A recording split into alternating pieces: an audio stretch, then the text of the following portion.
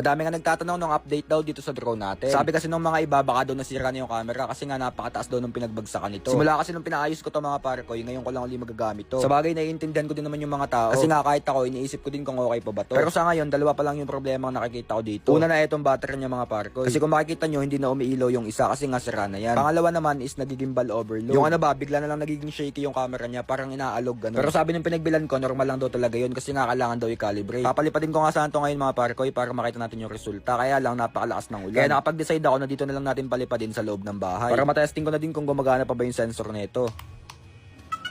Ganito ko nga pala ito pinapalipad guys, pa turn B yung controller, ganun. Tapos complete check lang natin, tapos turn B ulit, ganun lang.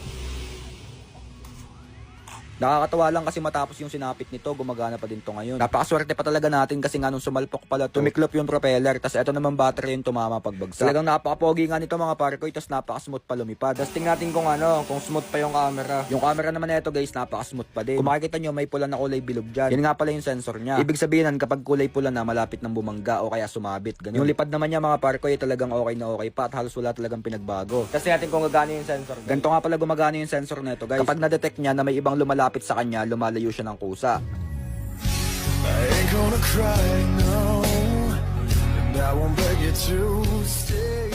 Kung hipatsoy,